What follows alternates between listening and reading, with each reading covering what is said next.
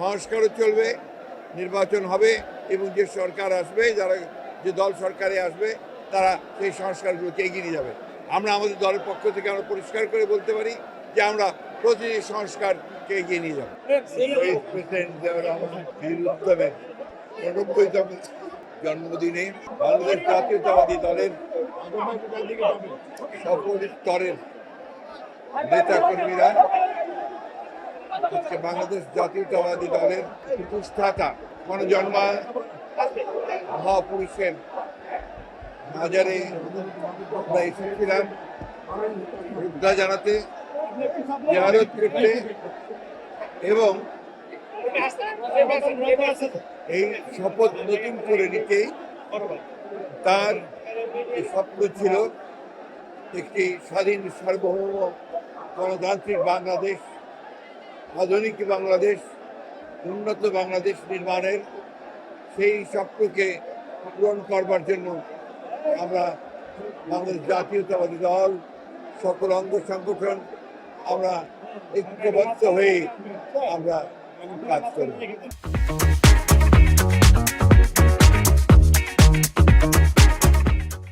মহান নেতার জন্মদিনে বারবার করে আমাদের মনে পড়ছে যে এই নেতা যদি জন্ম না হতো তাহলে বাংলাদেশের স্বাধীনতা অবশ্যই আপনার কি অবস্থায় যেত এটা আমরা ঠিক জানো না।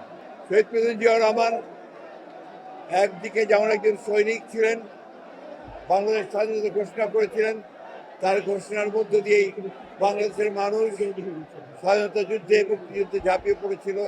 ঠিক একইভাবে 1975 সালে সিপাহী জনতার বিপ্লবের মধ্য দিয়ে তিনি যখন রাষ্ট্র পরিচালনার দায়িত্বে এসেছিলেন, তিনি বাংলাদেশকে একটি আধুনিক সমৃদ্ধ বাংলাদেশ নির্মাণের জন্য অতি অল্প সময়ের মধ্যে সমস্ত ক্ষেত্রগুলোকে নতুন সংস্কার করে তিনি দাঁড়িয়ে কাজ শুরু করেছিলেন এবং তিনি প্রথম বাংলাদেশে যে সংস্কার অর্থাৎ একদলীয় শাসন ব্যবস্থা থেকে বহুদলীয় শাসন ব্যবস্থাতে নিয়ে আসেন। তিনি প্রথম যিনি একটা বদ্ধ অর্থনীতিকে, ভ্রান্ত সমাজতান্ত্রিক চিন্তার যে অর্থনীতি ছিল তাকে মুক্ত করে তিনি মুক্ত বাজার অর্থনীতির একটা পরিকল্পনা চালু করেন। তার সময় অল্প সময়ের মধ্যে কৃষিতে বিপ্লব হয়েছিল। এই মহান নেতা তিনি যে দলকে তৈরি করেছেন, সেই দল আজকে এত বছর পরেও সমস্ত বাধা বিপত্তি উপেক্ষা করে বাংলাদেশের সর্ববৃহৎ রাজনৈতিক দলে পরিণত হয়েছে এবং তারই উত্তরসূরি দেশনেত্রী বেগম খালেদা জিয়া তিনি এই দলকে আরও শক্তিশালী করেছেন এবং আজকে তিনি অসুস্থ অবস্থায় লন্ডনে আছেন।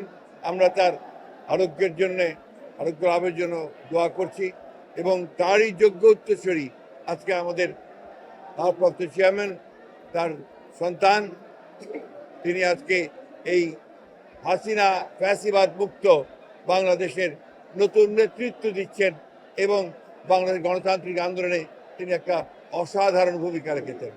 আমরা আজকের এই দিনে আমরা প্রার্থনা করছি যে সকল মানুষের ঐক্য আরও দৃঢ় হোক এবং অতি অল্প সময়ের মধ্যে যেন একটা নির্বাচনের মধ্য দিয়ে আমরা গণতন্ত্রে ফিরে যেতে পারি, সেই ব্যবস্থাটা কায়েম হোক।